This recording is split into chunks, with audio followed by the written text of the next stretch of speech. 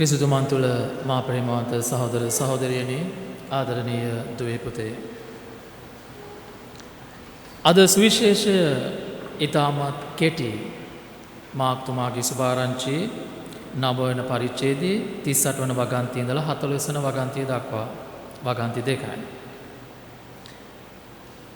හැබැයි මේ සුවිශේෂ පාඨය කෙටි වුණත් මේ සුවිශේෂය තුල ගැඹුරු පණිවිඩයක් අද දවසේදී ස්වාමින් වහන්සේ ඔබටත් මටත් කියලා දෙනවා. අපි නැවතත් ඒ සිදුවීම ගැන පොඩ්ඩක් හැරිලා බැලුවොත් එහෙම ජේසුගේ ගෝලයන් දකිනවා ජේසුව අනුගාමී නොවන කෙනෙක් ජේසුගේ නමින් යක්ෂයන් දුරු කරනවා. ඊට පස්සේ මොකද කරන්නේ? මේ අය තහනම් කරන මේ පුද්ගලයාට ජේසුගේ නමින් යක්ෂයන් දුරු කරන්න.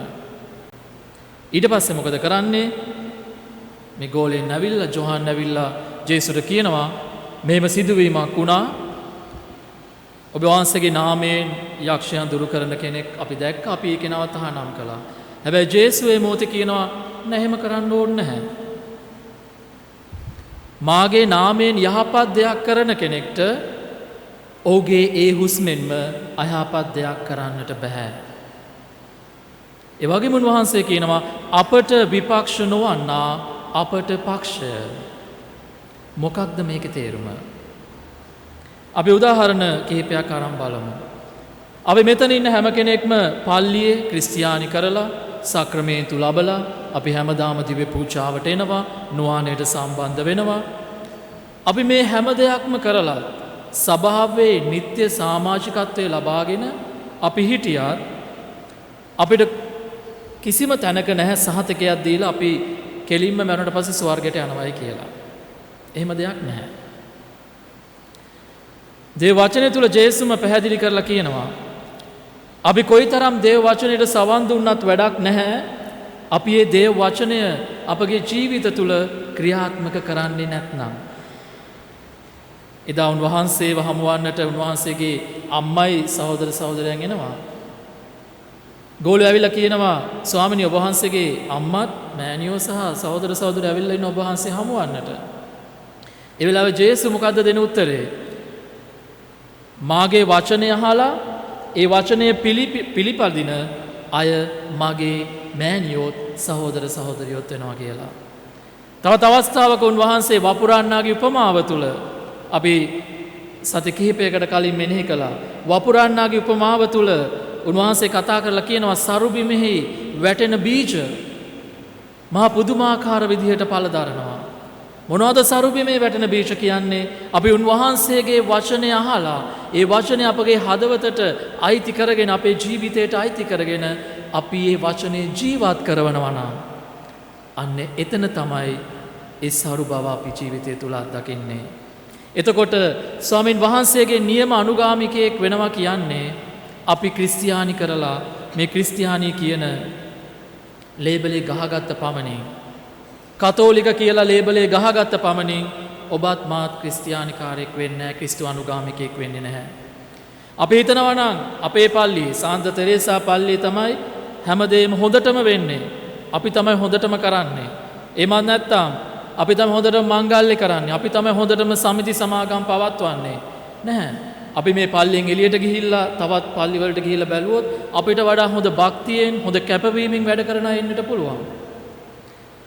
එදා ජේසුගේ ගෝලෙන්ටත් තිබුණේ ඒ වගේ සිතුවිල්ල. ජේසුව අයිති අපිට විතරයි. මේ ගෝලයෙන් කියන අපිට විතරයි. ජේසුව අනුගාමී නොකරන කිසි කෙනෙක්ට ජේසුව අයිති නැහැ. අනේ විදිහට තමයි ගෝලයන් උන්වහන්සේව තේරුම් ගත්තේ. හැබැයි උන්වහන්සේ ඒ තේරුම් ගැනීම වෙනස් කරනවා. ඒ වැරදි වටහා ගැනීම වෙනස් කරලා පැහැදිලි කරනවා. මට විපක්ෂ නොවන, අපට විපක්ෂ නොවන හැම කෙනෙක්ම අපිට පක්ෂයි කියලා. ප්‍රේමවන්තයනි, මේ පල්ලියෙන් එළිය ඕන තරම් මිනිස්සු ඉන්නට පුළුවන්. ක්‍රිස්තියානි කරලා නැති, සක්‍රමේන්තු ලබලා නැති, ඉරිදා දිව්‍ය පූජාවට එන්නේ නැති, බදාදා නුවාණයට එන්නේ නැති. හැබැයි යහපත් ජීවිතයක් ගත කරන අය මේ පල්ලියේ එළිය ඕන තරම් ඉන්නවා.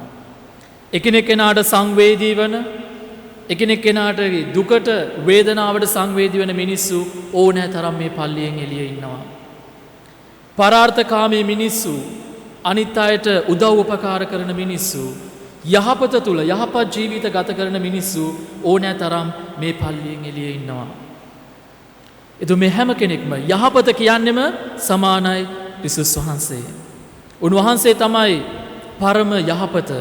එතකොට උන්වහන්සේ අපි යහපත් දේ කරනවා නම් අපේ ජීවිතය තුළ අපි වැරදි කරන්නේ නැතුව පාපයට වැටෙන්නේ නැතුව යහපත් ජීවිතයක් එකිනෙක කෙනාට ප්‍රේම කරමින් උදව් කරමින් අපි ජීවත් වෙනවා නම් අන්න එතන අපි ප්‍රේමී ජීවිතයක් ගත කරනවා. අපි ක්‍රිස්තු අනුගාමිකයන් වෙලා ඉවරයි. අපි අර ලේබලේ අවශ්‍ය වෙන්නේ නැහැ. සමහරක් විට ඔබත් මමත් අද මේ දේශනා කරන මම අද පලිට ඇවිල්ලා ඉන්න ඔබ අපි සමහරක් වෙලාවට ස්වර්ගයේ ඉන්නේ නැති වෙන්නට පුළුවන්. හැබැයි අර යහපත කරන පල්ලියෙන් එළියේ ඉන්න යහපත තුල ජීවත් වෙන අනිකනාට සංවේදී වන ජේසුස් උගන්වපු විදිහට ජීවත් වෙන එළියේ ඉන්න අය සමහරකට ස්වර්ගයේ ඉන්නටත් පුළුවන්. ඉතින් ප්‍රේමවන්තයනි අද දවසේ ජේසුස් කතා කරන්නේ අන්න මේ පණිවිඩය ගැනයි. අපිට මතක් කරලා දෙන්නේ කෙටියෙන්ම කිව්වොත් ක්‍රිස්තියානි කතෝලික කියලා ලේබලය තිබ්බට විතරක් වැඩක් නැහැ. නියම ක්‍රිස්තු අනුගාමිකයෙක් වන්නට අපේ ජීවිත තුළ අපි ජේසුගේ වචනයට සමන් දීලා උන්වහන්සේගේ වචනය ජීවත් කරවන්නේ නැත්නම් ඔබටත් මටත් කිසිම තැනක ස්වර්ගය සහතික වෙලා නැහැ. ඒ නිසා අද දවසේදී අපි යාඥා කරමු.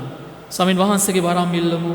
උන්වහන්සේගේ වචනය අපගේ හදවත් තුළට අයිති කරගන්නට. නමට විතරක් කතෝලිකයෙකු වෙන්නේ නැතුව, නමට විතරක් ක්‍රිස්තු අනුගාමී කියන්නේ නැතුව ජේසුස් අපිට අයිති කරගන්නේ අපි අපේ වචනයට සීමා වෙන්නේ නැතුව අපේ ජීවිත ක්‍රියාව තුළින්, අපේ ජීවිත පැවැත්ම තුළින්, අපේ පවුල තුළ, අපේ සමාජය තුළ, අපේ මිනිසම තුළ වැඩ කරන විදිහට අන්න එතන අපිට පුළුවන් වෙන්න ඕනේ නියම ක්‍රිස්තු අනුගාමිකයෙක් වන්නට. අපි අද දවසේදී යාඥා කරමු ස්වාමින් වහන්සේගේ ඒ ශුද්ධාත්මය තුළ අපිව මෙහෙවන්නට කරමු, කියමු නියම ක්‍රිස්තු අනුගාමිකයන් වන්නට. ඒ සඳහා අවශ්‍ය කරන පිටවර ප්‍රසාදයි දෙමින් අද දවසේදී අපි යාඥා කරමු. ආමේන්.